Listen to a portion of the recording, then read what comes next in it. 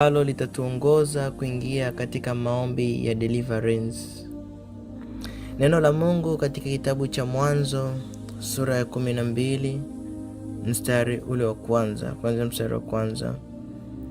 Tunaona Biblia inasema ya kwamba Bwana akamwambia Abrahamu, toka wewe katika nchi yako na jamaa zako na nyumba ya baba yako, uende mpaka nchi nitakayokuonyesha, nami nitakufanya wewe kuwa taifa kubwa na kukubariki na kulikuza jina lako, nawe uwe baraka, nami nitawabariki wakubarikio, naye akulaanie nitamlaani, na katika wewe jamaa zote za dunia watabarikiwa. Basi Abrahamu akaenda kama Bwana alivyomwamuru. Lutu akaenda pamoja naye. Naye Abrahamu alikuwa mtu wa miaka 75 alipotoka Harani. Abrahamu akamchukua Sarai mkewe na Lutu na wana wa nduguye na vitu vyao vyote walivyokuwa wamejipatia, nao watu wakapata huko Harani, wakatoka ili kwenda katika nchi ya Kanaani. Nao wakaingia katika nchi ya Kanaani. Abrahamu akapita katikati ya mipaka, mahali patakatifu pa Shekemu, mpaka wa Mwaloni wa More na Wakaanani. Siku zile walikaa katika nchi hiyo. Bwana akamtokea Abrahamu akasema, uzao wako nitawapa nchi hii. Naye huko akamjengea madhabahu Bwana aliyemtokea. Kisha akaondoka huko akaenda mpaka mlima ulio upande wa mashariki wa Betheli, akaipiga hema yake aliyokuwa na Betheli upande wa magharibi na Ai upande wa mashariki. Akamjengea Bwana madhabahu huko, akaliitia jina la Bwana. Naye Abrahamu akasafiri akazidi kwenda pande za kusini. Wapendwa katika Bwana, tunavyoenda kujifunza neno hili, tunaona ni habari ya Abrahamu. Abrahamu alikuwepo akikaa katika familia yake, alikuwa akiishi vizuri na wazazi wake, lakini ni siku moja tu ilitokea Abrahamu anasikia sauti ya Mungu asiyeonekana kwa macho ya damu na nyama. Ibrahimu, Biblia inamzungumzia kama yeye alikuwa ni baba wa imani kutokana na ujasiri aliokuwa nao, pamoja na vitu vingine alivyokuwa na imani kwa Mungu, na Mungu mwenyewe ndiye alimfanya Ibrahimu kuwa na imani. Ibrahimu alitii sauti ya Mungu. Anasikia sauti inamwambia, ondoka katika nyumba ya babako na mamako. Mungu anamwangalia Ibrahimu alivyokuwa mtii. Ibrahimu anatoka, anawaga familia yake, anaondoka yeye na mkewe, anaondoka na yule ndugu yake anaitwa Lutu. Anaenda sehemu ambayo haijui ni wapi anaenda. Anaenda sehemu ambayo hajawahi kufika, na Mungu anamwambia, nitakubarikia wewe. Imagine utumishi wa Mungu wa leo ambao wameitwa na Mungu. Imani zao ziko wapi katika Mungu? Wakijaribiwa kidogo tu wanakimbia huduma, wanaacha wito. Lakini Ibrahimu alimwamini Mungu, aliamua kuondoka. Akufikiria atakula nini huko mbele, atavaa nini, lakini alimwamini Mungu ambaye anamuita. Na wewe usiku wa leo ukiwa mahali hapa, kuna vitu katika maisha yako ili viweze kufunguka, ni lazima ujifunze kutii sauti ya Mungu. Tunachokiona Ibrahimu, tunaona Mungu kitu cha kwanza alikifanya kumtenga Ibrahimu na familia yake. Kumtenga Ibrahimu na familia yake. Kuna kitu kimoja Roho Mungu alikuwa akinifundisha. Alinifundisha kwa habari ya kamba. Kuna kamba nyingine ambazo tukizingangania, the way tunavyozidi kuzishikilia hizo kamba, ndo the way jinsi zinavyozidi kutukaza mikono yetu, na ukiendelea kuzingangania mikono yako mwishoni itakuja kukatika. Tunaona Ibrahimu angekuwa ni mtu ambaye anangangania kukaa sehemu moja katika ile familia, kuna vitu visingeenda. Nikawa najiuliza kwa nini Mungu anamwambia Ibrahim atoke katika familia yake ndipo ambariki. Je, ni kitu gani ambacho kilikuwa kinamzuia Mungu asimbariki Ibrahim pale nyumbani kwao? Nikawa najiuliza Mungu kwa nini anamtoa Ibrahim na familia yake katikati ya familia yake, anamtenga, anamwambia nenda mpaka nitakapokuelekeza ndipo nitakubariki. Kwa nini asimbariki Ibrahim akiwa anakaa na babake? Wakati natafakari hivyo, nafikiria, nikaja kumkumbuka babake na Ibrahim. Babake na Ibrahim alikuwa anaitwa Mzee Tera. Tera ni neno la Kiebrania, manake ni delay, kucheleweshwa. Na Mzee Tera ukifatisha uhalisia wake na maisha yake alikuwa akiyaishi, alikuwa ni mtu ambaye anaabudu miungu mingine, Mzee Tera. Na tunamjua Mungu jinsi alivyo. Mungu katikati ya miungu mingine hapendi kukaa. Ndio maana baadaye ukisoma mbeleni kipindi cha Musa, anamwambia mimi ni Mungu mwenye wivu na wapatiliza na maovu, hata kizazi cha 3 na cha 4 cha nchuki zao, nami na warehemu maelfu na maelfu wanipendao na kuzishika amri zangu. Katika Zaburi tunaona Mungu katikati ya miungu anafanya hukumu. Tunaona pia Mungu lile sanduku la agano ambalo lilikuwa limembeba Mungu lilivyochanganywa na Mungu Dagoni. Tunaona Mungu Dagoni alivunjika vipande, wakamkuta ameanguka chini kama anasujudia lile sanduku la agano. Manake Mungu popote alipo haiwezi kukaa nguvu ya giza na Mungu hata siku moja, hata iweje. Nikaendelea kuangalia, hii ilikuwa ni sababu mojawapo ya Mungu kumtoa Ibrahim nyumbani kwao. Maanake nyumbani kwao walikuwa ni watu wenye ibada ya miungu. Kwa hiyo Mungu angembariki na wale watu wakaingiza miungu yao katika baraka za Ibrahim, Mungu angekasirika, angepiga familia ya Ibrahim. Kwa hiyo Mungu akaona best solution, kwa kuwa Ibrahim ni mtumishi wake, pengine asigombane na mtumishi wake. Kwa upande wangu nilikuwa naona ni hekima ya Mungu aliyoitumia kumhamisha Ibrahim kutoka katika ile familia. Kuna hekima ambazo Mungu anatumia hata wewe kukutenga baadhi na watu fulani. Kwa sababu kuna watu ukikaa nao katika maisha yako, kuna baraka huwa zinafunga, kuna baraka huwa hazionekani. Sikiliza nikwambie, usiogope mtumishi wa Mungu. Leo tuko katika deliverance prayer, tutadili na madhabahu ya familia. Taratibu tutaelewana watu wa Mungu. Kama unaamini leo unachomoka katika hizo madhabahu, unaweza ukakomenti amina na Mungu atakufungua kweli. Ni wengi wamefunguliwa kutoka katika hivi vifungo, na siku ya leo Bwana amependa iwe ni siku yako. Kuna watu wataenda kufunguliwa. Tunaona Ibrahimu sasa wakati yuko nyumbani, tunaona Mungu hakumbariki Ibrahimu, ila anamwelekeza atoke katika ile nyumba. Kwa nini atoke katika ile nyumba? Babake kama nilivyokwisha kuambia anaitwa Mzee Tera. Mzee Tera lile jina lake kwanza limefunga hatima. Tera manake ni delay spirit. Manake ndani ya jina la babake Ibrahim, Mzee Tera, lilikuwa limebeba roho ya kucheleweshwa.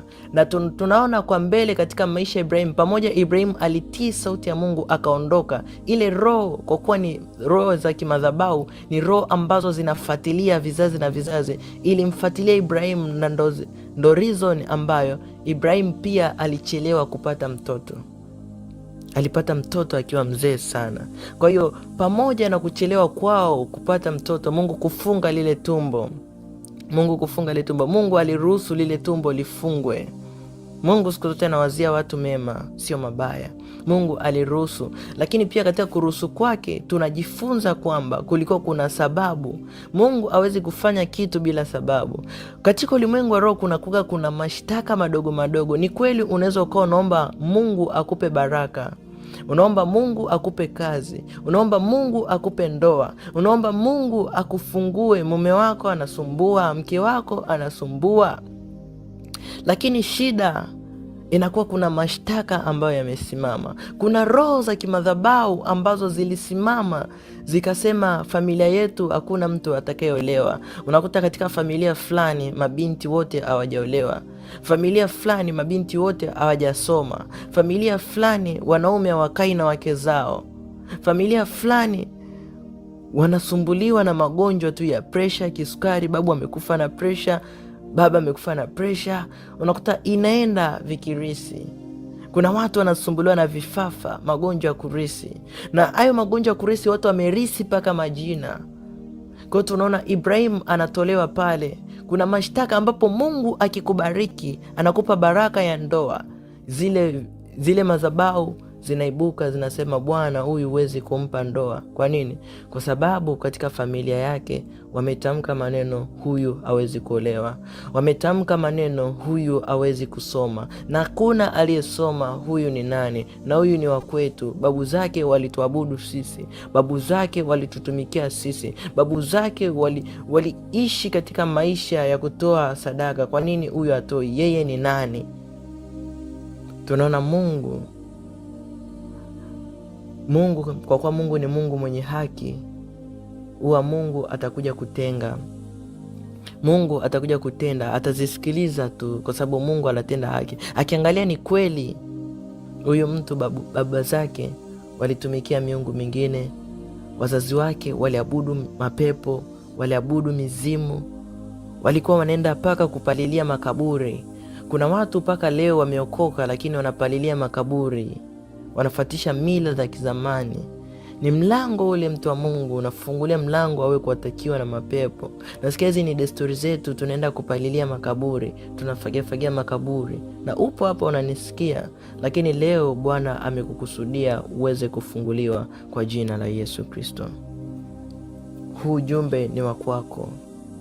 Huu ujumbe ni wa kwako. Kuna mahali Mungu anataka uchomoke ambapo ulikamatwa na nguvu za giza.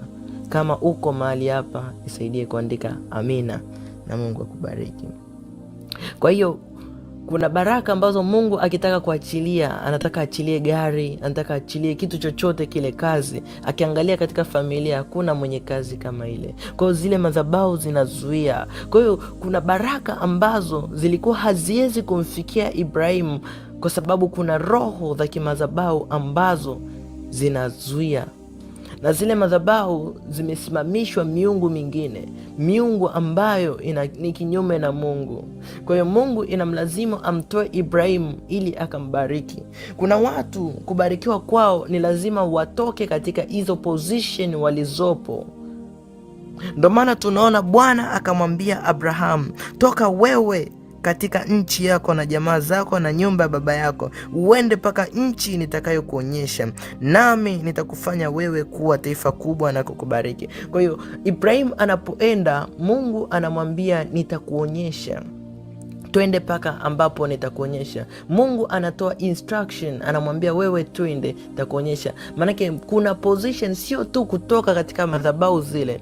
Kutoka katika madhabahu ni position moja umeama ya kiroho, lakini kuna position nyingine Mungu anamwambia utakapoenda paka pale nitakapokuonyesha. At the point, kitu cha kwanza ambacho Mungu atakifanya, nitakupeleka katika ile position ambayo nitakuonyesha, utakaa. Ukishakaa ndipo ataanza kufungua ile milango ya baraka. Katika ulimwengu wa roho, kitu ambacho roho Mungu alinifundisha ni kwamba katika maisha ya kibinadamu, maisha ya kawaida, kuna position ambayo Mungu ameiweka. Ile position ambayo ameiweka ni position ya wewe kukutana na muujiza wako. Unaweza ukawa Mungu amekupangia ukiwa katika mkoa fulani au region fulani, utakutana na baraka ya kazi.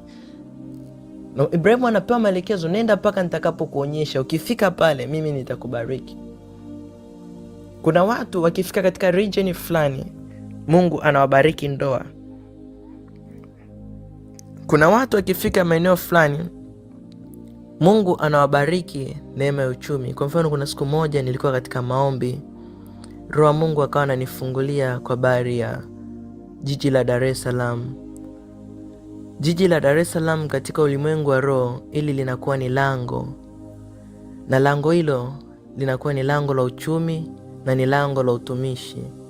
Kwa hiyo hata kama mtu amekuja ndani yake ana asili ya utumishi, anapokuwa katika malango ya lile jiji, kile kitu chake kinaanza kuonekana. Manake ni lango ambalo ameliweka katika ulimwengu wa roho. Hilo ni darasa lingine laitwa spiritual portal, lakini kwa leo tupo katika deliverance. Nataka nikimbizane na muda kusudi tukaombe. Kwa hiyo Mungu anamwambia Ibrahim, utakwenda mpaka utakapo kuelekeza. Ibrahim angeendelea kukaa pale, manake zile roho na ile miungu ingemchelewesha baraka zake. Kwa sababu gani? Baba yake ambaye ni mzee Tera alikuwa amebeba ile roho ya kuchelewesha. Maana Tera manake ni delay, maana kuchelewesha. Ndio maana tunaona Ibrahim cha kwanza alichelewa kupata mtoto. Alichelewa kupata mtoto kwa ajili gani? Kwa sababu zile roho zinafuata vizazi na vizazi. Zikimfuata babake zinadai huyu kwa nini apate wakati babake amebeba jina lalochelewa. Kuna mambo mengi ya mzee Tera ukisoma katika Biblia amechelewa kuyapata. Kuna vitu vingi kwa mzee Tera vilikuwa viendi kwa sababu ya lile jina alilokuwa amelibeba. Jina ni lango. Kuna watu wameitwa majina, unakuta mtu ameitwa Tabu, mtu ameitwa Shida. Manake jina ni lango. Unajikuta unaishi maisha ya shida, pengine ni hilo jina ambalo umelibeba. Pengine nilo jina ambalo umelibeba linamaanisha nini? Linamaanisha nini? Tunaona katika kitabu cha Danieli walijaribu kubadilisha hatima zao kwa kuwabadilisha majina, kwa sababu jina lina nguvu katika ulimwengu wa roho. Tukisoma jina la Yesu manake Mungu anaokoa. Kwa hiyo Yesu alipokuja duniani kusudi lake lilikuwa ni uokozi, kuokoa watu. Ndo jina Yesu. Emmanuel, Mungu pamoja nasi. Maana Yesu alipokuja aliitwa Emmanuel, maana yule alikuwa ni Mungu, lakini ni Mungu pamoja na wanadamu. Tunaona kila jina linakuwa lina maana. Jina lako limebeba maana gani? Kuna watu wameitwa majina ya kikabila ambayo majina yao yamebeba maana ya miungu ya kifamilia. Kuna mtu kwenye Biblia alikuwa anaitwa Ikabodi, manake utukufu wa Mungu, yani ameanguka kutoka katika utukufu wa Mungu. Unamuita mtoto wako Ikabodi, manake zile roho zitamfuatilia. Kuna majina sio ya kuwapa watoto. Jua maana yake, mwambie Mungu akupe jina. Mwambie Mungu akupe ujue hatima ya yule mtoto, kusudi la yule mtoto, kusudi unavomlea, unavolipa lile jina liendane na kile alichokibeba. Kuna watu vitu vyao vimezuiwa na majina walioyabeba. Ndio maana tunaona Ibrahim hata lile jina mbeleni Mungu alimbadilisha, kwa sababu ile jina alipewa na baba yake, na lile jina lilikuwa linazuia vitu vingi. Mungu alimbadilisha jina Ibrahim. Mungu alimbadilisha jina Sarai mkewe, akaitwa Sara. Abraham akaitwa Ibrahim. Akamwambia nitakufanya kuwa taifa kubwa. Maanake angeitwa Abraham asingekuwa taifa kubwa. Kwa nini?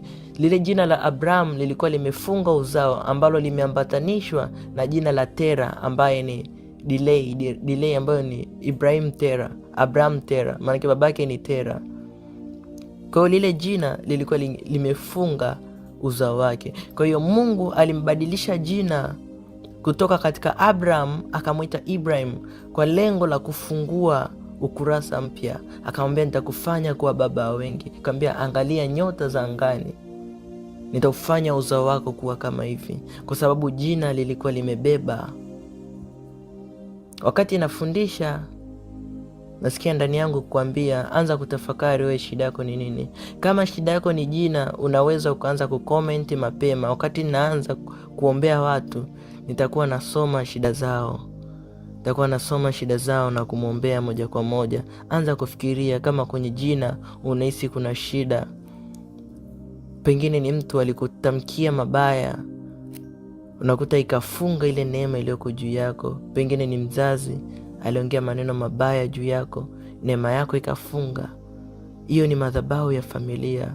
Pengine uliona utupu wa mzazi wako, hiyo ni laana. Tunaona kuna wale watoto waliona utupu wa baba yao wakaanza kumcheka, baba yao akatamka laana. Na kuona utupu wa mzazi wako ni laana. Mzazi wako alianika nguo za ndani, kuziona ni laana. Unaweza ukaona ni kitu cha kawaida kwa sababu vizazi vya sasa hivi ni vizazi vya kidigitali, lakini katika ulimwengu wa roho mbele za Mungu ile ni laana. Kuna vitu vinafunga, roho za madhabahu zinaambatana na wewe. Tunaona the best solution, Mungu anamwambia Ibrahim, toka wewe katika nyumba ya babako. Leo Bwana amenituma kwako nikwambie na wewe utoke katika hiyo familia, katika nyumba yenu. Unaweza ukaniuliza, sasa mtumishi, nitokeje? Mtumishi, nawezaje kutoka? Ni swali la muhimu. Kuna watu wengi wametoka katika familia zao kimwili, lakini roho zao zipo kule. Utajuaje roho yako ipo kule imebaki? Cha kwanza kabisa, tambua, ukiona unaota ndoto upo kijijini kwenu na wewe haupo lile eneo la kijijini, jua bado hujatoka, umetoka tu kimwili. Mungu ni roho na sisi tumetakiwa tutembee katika roho. Kuna watu wametoka kimwili. Unaweza ukaa huko Canada, unaweza ukaa huko Netherland, unaweza ukaa huko Ulaya, unaweza ukaa huko Amerika, unaweza ukaa China, unaweza ukaa Kongo, unaweza ukaa wherever you are. But katika ndoto zako nyingi ambazo unaota mazingira ya kijijini ambapo ulizaliwa. Maana yake ni nini? Nafsi yako bado ipo kule, haijatoka. Mwili ndo umetoka, lakini kiroho pamoja nao. Na Mungu anavyokuambia Ibrahim, toka katika nyumba ya babako, maana yake ametakiwa atoke vyote, asiache kitu. Ndio maana alichukua vitu vyake, mke wake, akafunga na mifugo ile aliyokuwa nayo, akaondoka. Na wewe Bwana akupe neema usiku wa leo, utoke na kila kitu chako.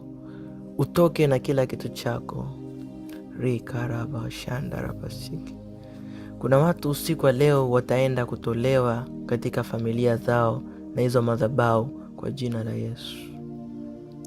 Ikiwa uko hapa unaota ndoto uko shuleni, kuna wengine wanasumbuliwa na madhabahu za familia katika upande wa elimu. Wanaota wako shuleni, kwenye ndoto wanaota wanakula vyakula. Leo Roho wa Mungu anataka kutoe. Unaweza ukaniandikia katika komenti yako ni nini unachosumbuliwa nacho, kusudi twende tukaombe ili Bwana aweze kukufungua. Vile kama ni mambo ya siri sana, unaweza ukanitafuta kwa njia ya WhatsApp kwa kupitia namba ya simu hiyo hapo ambayo inapita hapo chini. Unaweza ukaikopi pembeni ukanitafuta kwa muda wako, au kanitumia ujumbe inbox. Aidha naweza nikakushauri au tukaomba.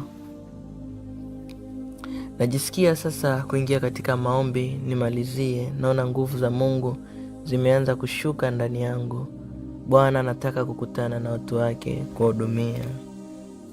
Ikiwa uko hapa unakuwa unasahau ndoto, unaota mazingira huko ya kijijini. Kuna ambao wanaota ndugu zao ambao wamekufa katika ulimwengu wa roho. Wanaota ndugu yake alishakufaga miaka mingi, lakini kwenye ndoto anamuota, anampa kitu, anampa zawadi, na mtu huyo alishakufaga, anaota na muongelesha. Neno la Mungu linasema hakuna uhusiano kati ya walio hai na walio wafu. Unakuta ndugu zako ambao waliokufa. Bado familia zenu nyumbani zinafanya matambiko. Inaweza ikawa mume wako, mke wako anajihusisha na mambo ya waganga. Ujue hauko salama. Yesu usiku wa leo ana shida na wewe. Yesu muda huu na majira haya anataka akukomboe. Ndani yako Bwana anahitaji akufungue, atengeneze njia. Ipo nguvu iezayo mambo yote, iko mahali hapa. Rikarabashandarabasiki. Jitafakari maisha yako, usione aibu. Unaweza ukakomenti, tumishi ni mimi.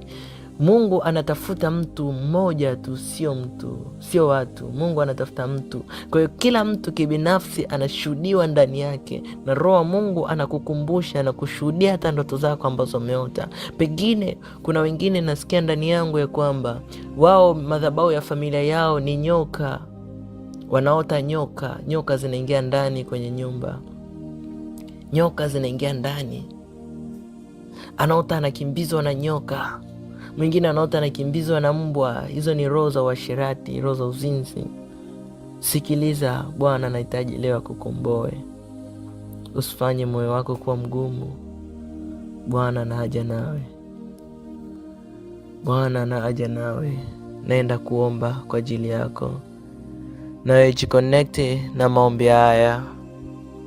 Baba, katika jina la Yesu wa Nazareti, mwana Mungu aliye hai, ninakuja mbele zako Jehova Ire. Ninakuja mbele zako Jehova Nisi. Baba, ni wewe uliyeniumba. Ni wewe uliyeniweka tumboni mwa mama yangu kwa muda wa miezi 9. Nikazaliwa na sasa nimekuwa. Bwana, ulinifundisha kwa habari ya njia zako. Bwana, ulinifundisha kwa habari ya wewe. Ninakuja mbele zako Mfalme amani, nikiomba toba na rehema juu ya madhabahu za familia, juu ya mababu ambao waliishi katika maisha ya dhambi, wakaniunganisha kwa kupitia sadaka zao, ambao waliishi wakatumikia miungu mingine. Madhabahu ya familia ikapata nafasi ya kunifuatilia. Baba, unasema wewe ni mwingi wa rehema, una rehema elfu na maelfu wakupendao na kuzishika amri zako. Bwana, leo nimejifunza katika neno lako, nimelisikia neno lako, nimejipima, nimegundua ya kwamba nimepungua. Bwana, ninahitaji rehema zako. Ninashuka mbele ya kiti chako cha rehema. Ni kweli kuna baraka nyingi nimeshindwa kukutana nazo, nimepishana nazo kutokana na madhabahu zinazuia. Ni kweli zinakuwa zina uhalali kwa sababu ni kweli babu zangu, baba zangu walizitumikia, lakini kwako Bwana ninajua kuna rehema. Leo Bwana, nakuja kwa ufahamu wangu, waliniingiza katika hizo madhabahu nikiwa sijui, lakini sasa ninajitambua, nimekuwa ni mtu mzima. Ninakuja mbele zako Bwana, ninakuja mbele zako Mfalme amani, katika jina la Yesu Kristo wa Nazareti. Roho Mtakatifu, Bwana majeshi, ninaomba rehema zako Bwana. Ninaomba toba hata katika watu hawa ambao umewaweka usiku wa leo, ambao wanasikiliza kipindi hiki, wanasikiliza maombi haya ya deliverance. Baba, ninaomba rehema kwa ajili yao. Ikiwa ni wengine walitoa mimba kipindi cha udogo wao, ikiwa ni wengine wanasumbuliwa na masturbation, wametoa mbegu zao, wamefanya mauaji katika ulimwengu wa roho, Bwana unawajua vyema mioyo yao. Bwana, unawajua vyema fikra zao. Baba, ninaomba uwarehemu, maana wewe ni Mungu. Hata iweje hatuwezi kukupinga, hatuwezi kulipinga neno lako. Ni kweli neno lako limekuja kutuponya, ni kweli neno lako limekuja kutubadilisha. Baba, kwa rehema zako hatuangamii Bwana. Usingekuwepo wewe, adui angelitumeza tukiwa hai, lakini kwa kuwa upo nasi tunaweza kuishi, ni kwa ajili ya neema yako. Baba, tunaomba rehema zako Bwana. Wengine mikono yao imefungwa kutokana na vitu walivyokuwa wakivifanya. Pengine wengine walikuwa ni wauaji, wameua watoto. Wengine wamefanya masturbation, wakaua watoto kwa kupitia hiyo njia. Ninaomba Bwana utakase mikono yao. Wengine wanafanya kazi hawaoni matokeo kwa sababu kazi zao zimefungwa kwa kupitia shughuli za mikono yao. Bwana Yesu, ninaomba rehema zako.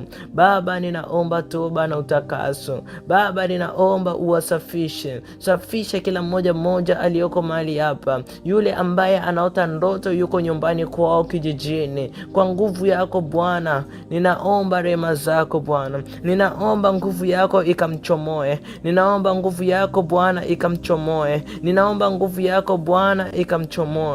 Nguvu yako ikamchomoe Bwana, kwa jina la Yesu Kristo wa Nazareti. Ndiye wewe Yeshua Bwana, wewe ndiwe Yoshua Bwana. Naomba wakachomoke Mfalme amani, naomba wakachomoke Mfalme amani, katika jina la Yesu Kristo, kwa damu ya Yesu Kristo, kwa damu ya Yesu Kristo Bwana. naomba rehema zako.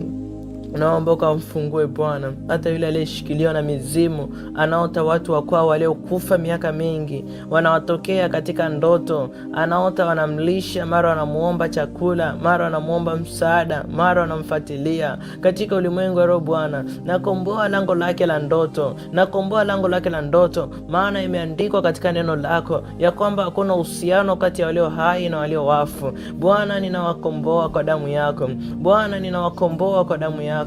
Naomba ukombozi wako Bwana, naomba fadhili zako Bwana, ukawakomboe kwa damu ya Yesu. Hata wale ambao wameshindwa kukomenti, unajua vyema shida zao. Bwana Yesu, ninakusihi ukawakomboe, ukawafungue kwa damu ya Yesu Kristo. Kwa neema yako Bwana, wakaweze kufunguliwa, wakaweze kupona, wakaweze kupona, wakaweze kupona kwa jina la Yesu. Hata wale ambao Bwana wameshindwa kuhudhuria katika maombi haya, najua maombi yako ni akiba, maombi haya ni akiba. Bwana Yesu, ninakusihi Bwana mfalme amani, ukawakomboe kwa jina la Yesu Kristo, kwa jina la Yesu Kristo. Yoyote yule mwenye shida Bwana, yule ambaye hata familia yake inamsumbua, hata familia yake inamsumbua Bwana, anapitia matatizo ya kifamilia Bwana, ninaamini ipo nguvu iwezayo mambo yote. Kwako Bwana hujawahi kushindwa na neno. Ninaachilia neema na baraka,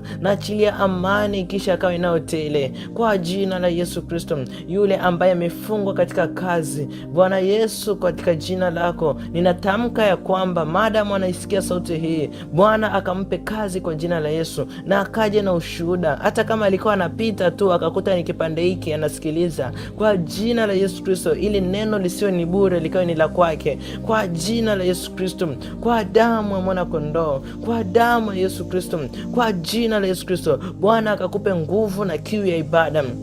Ikiwa kuna kikwazo chochote ambacho kinakufarakanisha na Mungu wako, Bwana akapigane nacho, kama ilivyoandikwa katika Zaburi ya 35. Bwana, teta nao wanaoteta nami, pigana nao wanaopigana nami. Uishike ngao na kigao, uwapige wanaonifuatilia. Bwana, katete na wanaoteta nawe, wote wanaokuzuia ibada. Bwana akapambane nao, Bwana akapambane nao. Kwa kusudi hili mwana Mungu alizihirishwa, ili azivunje hila za adui. Nami katika jina la Yesu Kristo, ule usirisho nguvu ya Mungu ukavunje kazi za shetani ambazo zinafuatilia maisha yako, ambazo zinafuatilia maisha yako kwa jina la Yesu Kristo, kwa jina la Yesu Kristo. Moto moto moto moto moto moto wa Roho Mtakatifu upite. Ikiwa uko hapa unaumwa na miguu, magonjwa ya kurisi, magonjwa ya kurisi ambayo yatokani na Mungu, ambayo yamekuwa ni magonjwa ya kifamilia, kwa jina la Yesu Kristo, hapo lipo ninatamka uponyaji, hapo lipo ninatamka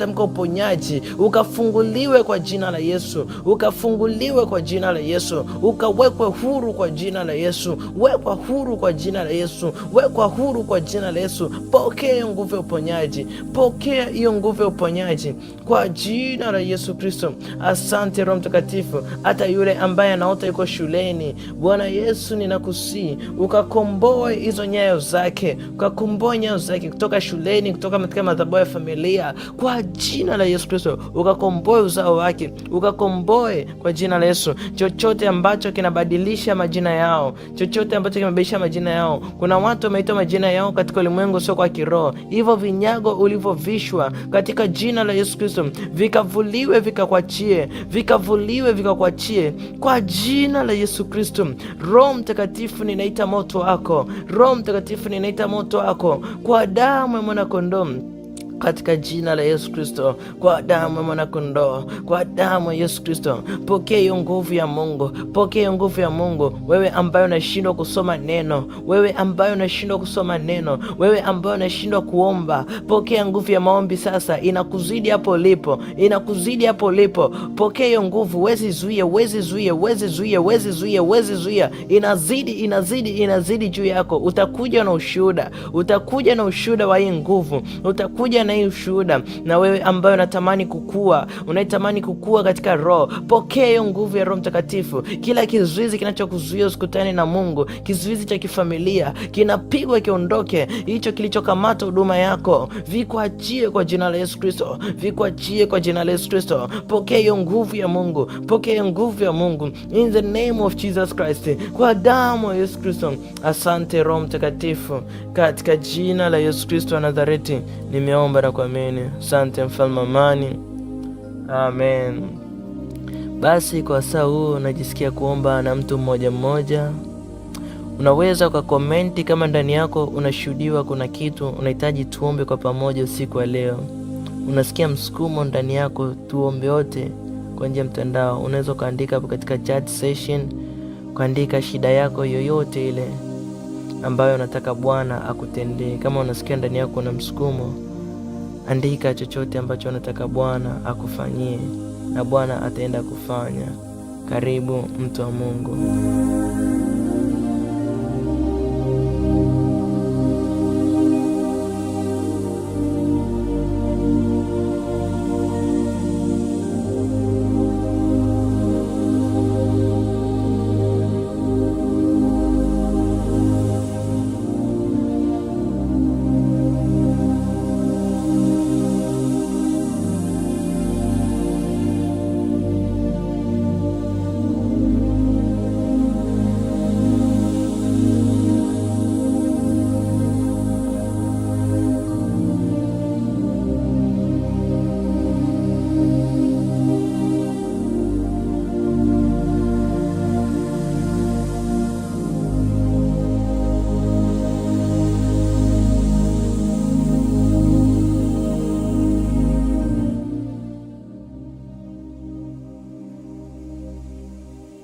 Amina, amina, amina.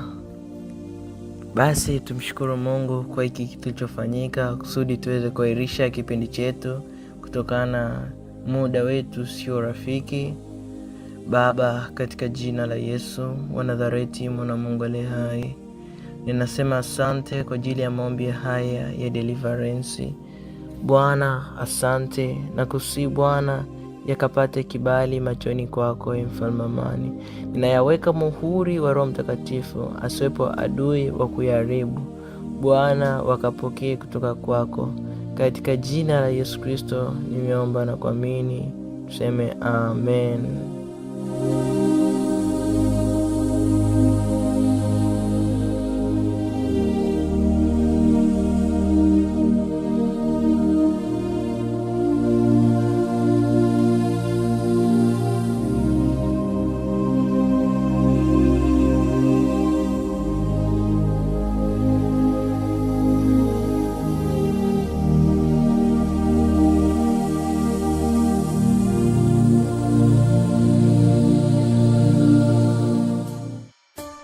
Haleluya!